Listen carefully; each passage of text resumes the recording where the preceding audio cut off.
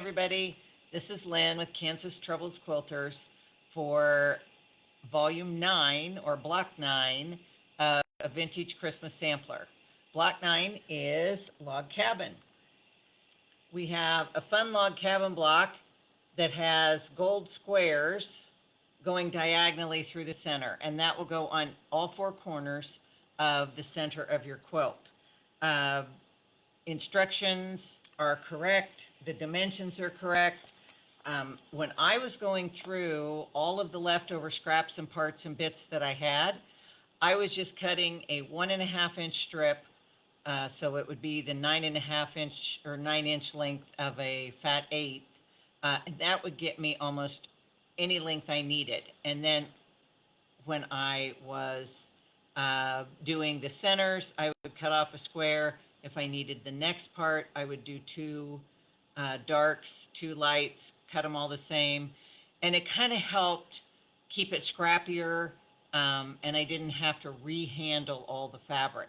It's also a really good time to look ahead to your flying geese. And while you're cutting those 1.5 inch strips, go ahead and cut a couple of flying geese units, 2.5 by 4.5. And again, you're just handling all those different scraps less as you're preparing for a couple weeks down the road when we do flying geese. The one thing I would note, if you'll see my three blocks here, they all have red on the outer round. And it occurred to me as I was doing this, there's a red first border that's going to touch every one of those. So I ended up with one that does not have red around the outside. But if I was you, I would circle the J under the assorted darks and maybe not do red around the outside. It isn't like it's the worst thing in the world. It would just make the edge of your block stand out more if it was green or black.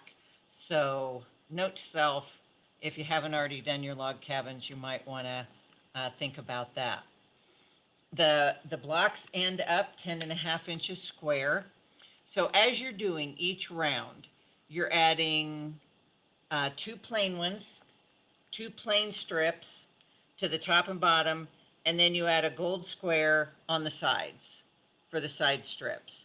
So that's your critical point, is where the gold strip meets the intersection on your block. And you want that to be very accurate. You also, your eye is going to go to that diagonal row of gold squares. So you want to keep those really nice and square. You can distort those as you're sewing or as you're pressing. So anytime I'm pressing and I have a critical point, as I call it, that's where I start pressing. So with a log cabin strip, if you start pressing on the end that does not have your gold square, by the time you get down there, sometimes you've pushed or scooched or distorted that strip, and then your square is not square. So I always start where it's important, and that would be where that gold square comes on opposite corners of each time you do a round on this log cabin block. So try that and see if that helps keep your strips and your squares more accurate.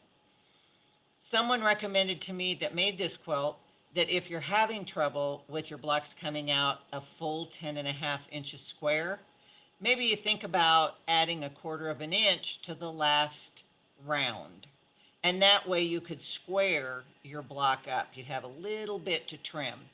I prefer to just adjust as I'm going along. If I get, 3 rows in and I'm ending up with just a sliver of a strip that's hanging too far, instead of pulling, I will adjust my stitch width, my seam allowance width rather, and do a scant 1/4 inch and see if I can't make up the difference in the next round so that it fits more accurately.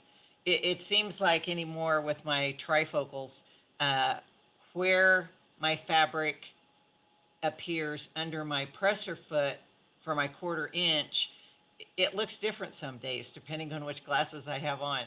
So I try to pay attention as I'm assembling my block to make sure as I'm going, the units are accurate at every stage instead of waiting till the end and having maybe an eighth of an inch off. So consider those moves. It isn't cheating, it's just correcting as you go. So see if any of those suggestions might help you. So we only have 4 of these to do, but several years ago I did another Christmas log cabin that had the candy cane fussy cut in that center. And it would be really fun to get the gold bells fabric and do the gold bells in a square in the center and then have the golds extend as well. So you could do an entire quilt just from that one block. So I hope you had fun making your other blocks this week, and I will see you next week for the next installment. We'll talk about the little ornaments. Thanks, everybody. Talk to you soon.